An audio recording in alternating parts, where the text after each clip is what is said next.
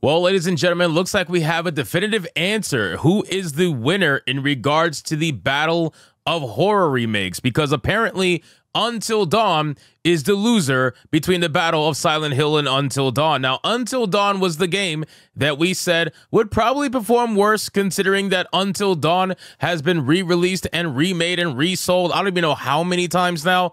But when we saw the trailer and we saw the gameplay and we looked at the differences between the original and the new game, everybody was roasting it. Not just people on our side of the aisle. Everybody was making fun of how the game looks like it's the bright light simulator version of Until Dawn. What the hell is even that?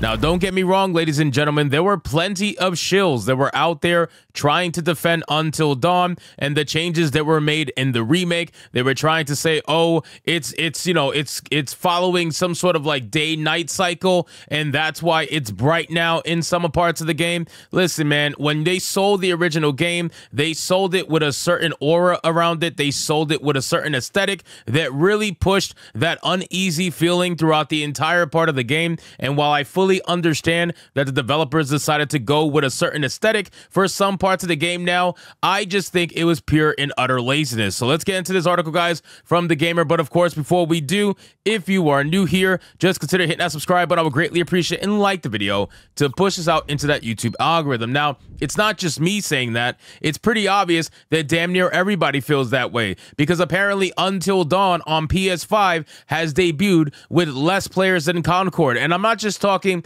a little bit less. I'm talking over 20% less than a game that was canceled in 10 days. That is how bad Until Dawn Remake is doing on PS5. We have some key takeaways. Until Dawn's recently released remake and remaster doesn't appear to be very appealing, becoming one of the worst PS5 launches this year. Until Dawn's player count on PS5 is reportedly 28.6% less than Concord's, a game that bombed so badly that Sony had to pull it from storefronts just 2 weeks after launch. We don't know for sure why the game is doing so badly on PS5, but factors like high price, lack of marketing, and negative comparisons to the original game have undoubtedly contributed. Now, listen, you guys want to try to blame people that talk bad about games so much, it's ridiculous. At the end of the day, we can have our opinions about a certain video game, but if the game is good, it's gonna sell no matter what, because word of mouth is more powerful than anything we can ever say. And that goes both ways, right? If you have word of mouth that's positive, that's gonna carry the game all the way through. If you have word of mouth that's negative, that's going to kill the game all the way through. So it all depends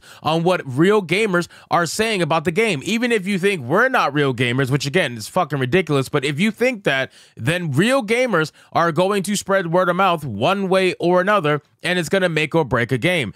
Ultimately, Until Dawn Remake is a game that nobody asked for, right? When you come out with these remakes that nobody asked for, you're not really going to be selling it like hotcakes. And on top of the fact that you guys went with a different engine, perfectly fine, but within that engine, you decided to not follow the aesthetic of the first game. You also didn't do the animations of the characters very well, and these versions of these characters are a lot soulless. I guess a lot more soulless would be what I'm trying to say, versus the original, which, by the way, it's an interactive movie game. So the last thing you want is soulless characters that aren't exactly selling whatever situation that they're in right now. You need them to be able to act really well. And if you're giving me characters that have no animations, no selling of anything, then I'm going to be less intrigued or less interested in an interactive movie with boring characters. This is why the original Until Dawn was so successful, because it had interesting characters. They sold you on everything, right? If they were outside in the snow, these characters are shaking,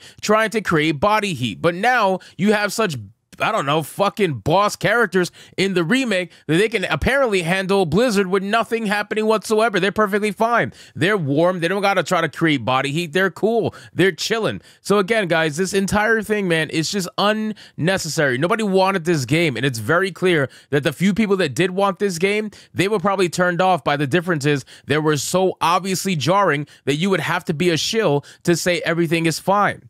Then it says that it launched last week on both PS5 and Steam, though it hasn't set the world on fire would be an understatement. Comparison videos were made shortly before release, with comments full of people criticizing the title for looking way worse than the original, stripping away its atmosphere to chase realism. It also had a few technical issues too, as the game launched to mixed reviews on Steam. And again, guys, this game, the comparison videos, they have every right to be made. If you're going to sit there and complain about the comparison videos, then make it so that the comparison videos will make it better in your favor, right? Like, you guys decided to go with a certain aesthetic. And again, like I said earlier in the video, that's fine. You're allowed to do that. But it doesn't mean gamers have to eat it up, right? That's the thing. These developers think that, oh, because they work hard on a video game, that means we got to eat their shit. No, we don't have to eat your shit. We could just tell you whether it's shit or not, and what you decided to do with the aesthetic of the remake was dumb.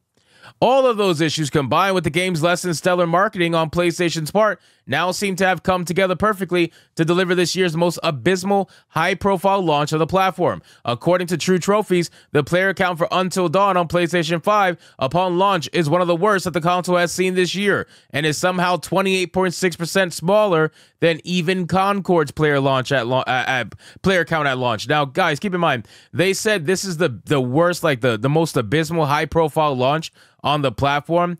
I don't believe that. That goes to Concord, without a doubt. Concord is an insane amount of money, an insane amount of years of development, and it got canceled. That is, in fact, the most abysmal, high-profile launch on the platform by far. Until Dawn Remake can't even get anywhere close. Even though it has less players, don't get me wrong, that is a bad thing. It has less players than Concord. At the end of the day, it doesn't have the budget of Concord, it didn't have the development time of Concord, and it damn sure hasn't been canceled and removed from the store like Concord has. So, to make the comparison, I don't think it's fair. Concord is way worse than Until Dawn. This is the very same Concord that bombed so hard, PlayStation had to remove it from both its storefront and Steam just 2 weeks after launch and offer everyone that bought it a no-question-asked refund. Until Dawn is admittedly doing better on Steam than Concord did, though it only managed a peak player count of 2,607 while launching on a new platform for the first time. That still isn't great. There are most likely a number of factors at play here, including the fact that PlayStation is charging full price for a remake of the game that isn't even a decade old at this point, and one that many fans are claiming looks worse than the original. You can still grab the original Until Dawn for next to nothing on the secondhand market, and it looks like there just isn't enough incentive to pay full price for the remake. And that's really what it is. That's what it boils down to, right? They made a remake of a game that nobody asked for. Then they're trying to charge full price for the remake that nobody asked for. And then when they showcase the remake that nobody asked for, people realize it looked worse than the game that everybody had already played. So why would I want to pay full price for a game that I didn't ask for?